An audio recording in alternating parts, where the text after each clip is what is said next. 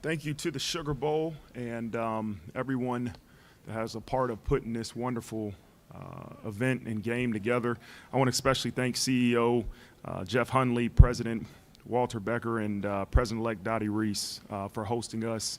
I want to thank the city of New Orleans for the great welcome yesterday as we arrived here and the hospitality they're providing over the next few days. And so we're excited to be here. It's great to have all of our players here and our coaching staff, so we want the media to be able to get a chance to know our team, and after this we'll get back to work. So with that, I'll open up for questions. Chris Schumerth with Capital Sports Journalism Program in Indianapolis. I just had a question, Coach, about your use of Aeneas Williams in the game against IU. He was on the field in a lot of key spots.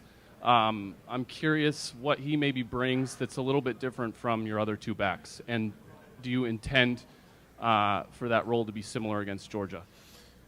Yeah, I think all of our backs provide different skill sets, and we use them in different ways. And Aeneas is a guy that has progressed all season long and has really done a great job of earning the trust that we demand from your coaches and players. And, he's a guy that could be in there a lot more. We just got a lot of running backs that are able to help this offense be productive. And so I see him continuing to elevate his role, continuing to be a big part of what we're doing offensively, and look forward to seeing what he does on Wednesday.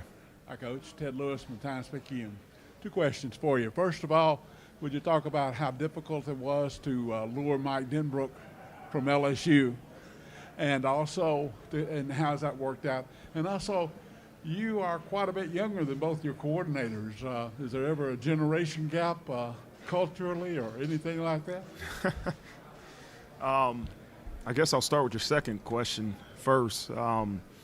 Is there a gap? There might be a gap in terms of, maybe our fashion sense or, the ages of our kids are close, and so – but there's a lot of wisdom there, right? There's a lot of wisdom with those coordinators and all of our coaches that I'm able to utilize to help myself. But, with hiring Coach Denbrock, obviously we've had a pass together for 4 years. We were at Cincinnati. When he was the offensive coordinator, I was the defense coordinator.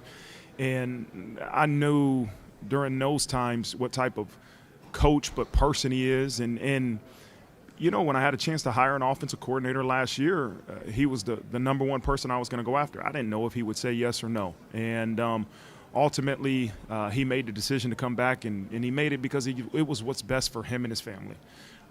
It wasn't the opportunity to work for me, work with me. It was the opportunity for him and his family being able to come back to South Bend, and that's what was best for them. And so we're extremely grateful. I'm extremely grateful to have him leading our offense, and there is a comfort knowing that our offensive coordinator is Mike Denbrock. Yeah, Coach, Brooks Austin with Sports Illustrated. I'm sure you've answered this question before at this point, but how do you prepare for a guy like Gunnar Stockton knowing that there's not a tremendous amount of game tape for him? Well, I think you utilize the game film that's there, right? There's 80-something plays of him playing this year and doing a really good job at running their offense, right? I don't think they're going to change their offense completely because of who's at quarterback. He does a lot of things well that Carson Beck did well, right? He can throw it. Carson Beck's more athletic than I thought until I started watching the film. He can do a lot of really good things, and he makes great decisions in those 86 plays that we watch. And so I don't assume it's going to be that much different, but it's also a game of adjustments, right? We have to be able to see what they're trying to do in their plan of attack versus our defense and be able to adjust. And that's what, the game of football has been all year. Yeah, kind of similar light. When you studied this team on Georgia on offense and defense, how stylistically similar do you find them to be to what you guys do at Notre Dame? There are some parallels. I do believe they're an offense that believes in running the football, and that's what we believe in. Our offense philosophy, we have to be able to run the football. That creates a lot of openings in the pass game. And although we might throw for more yards than we do run sometimes, it doesn't matter. It's a philosophy of being able to run the football. And I think Georgia has a similar mindset. They got big old linemen that are tough, that can drive you off the ball, do a really good job of trying to take advantage of what you are giving them defensively. And so those are similar things that we do. We want to get the ball to our playmakers in space, no matter who those playmakers are, and let them make plays. And so I think there is some overall general philosophy similarities between the two offenses, but obviously there's some differences too. Coach, I think yesterday was James Franklin talked about the need for a commissioner-type person to lead college football. With everything going on in the portal and transfers and NIL, everything else, is there a need for some kind of centralized leadership in college football? Yeah, I think there's always a need for leadership, no matter what the organization is. You know, how do we continue to enhance it? I don't know if there's just one answer for how you make college football better. I think it's a collective group of individuals and thoughts and a commissioner, and there's a lot of different things that I think could really go into the equation to enhancing our sport.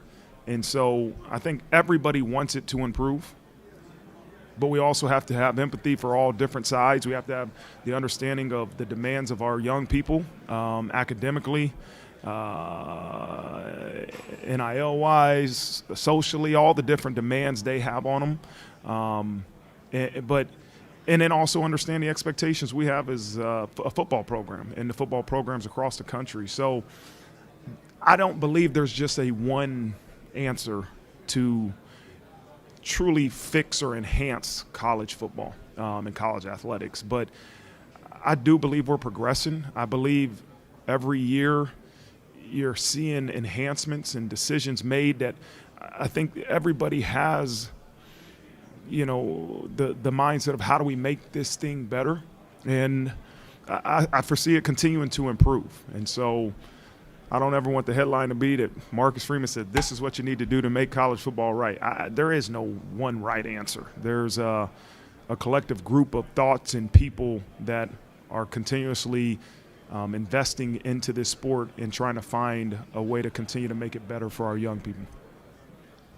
Hi, Marcus. So per CFB FastR, Trevor Etienne has some of the most, he has the highest third down usage by Georgia and then their highest standard down usage besides Carson Beck.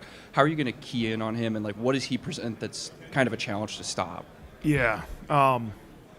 Trust me, it isn't just third down. It's first, second, and third, and fourth. I mean, he is a really explosive, very good football player. If you give him space, he's going to take it, and he's got the ability to take it the entire way. So he's a challenge. And he's a challenge in the run game, but also in the pass game. And so we have to know where all their backs are at all times. They utilize their backs in really unique ways. And it's not just one guy. I think Etienne is extremely talented. He does a lot of things well, but they got a stable of backs that present challenges. So we have to know where they're at. We have to know where they're aligned and really have a great plan for their running back situation. Probably something you've talked about ad nauseum, but just the loss of Riley Mills, can you just allude to what he meant for your football team this year? Yeah, I think number one, he's a captain. He's a captain. He's a leader. That's the one thing that hurts you. You can't replace a captain. And you can't replace his leadership. You have to try to replace the production with multiple different people, ways, schemes, schematic things. It's not just going to be one person that's going in there to replace Riley Mills. You feel terribly for him as an individual, right? He came back to really lead this program to the position it's at, to improve his draft stock. And I believe in my heart that he improved his draft stock, and he's led this team to a great position.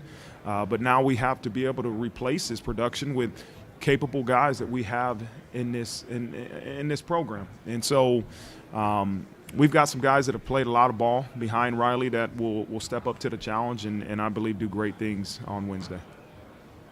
Kind of like a similar question to my previous one. So Riley Leonard has your second highest usage on rushing plays.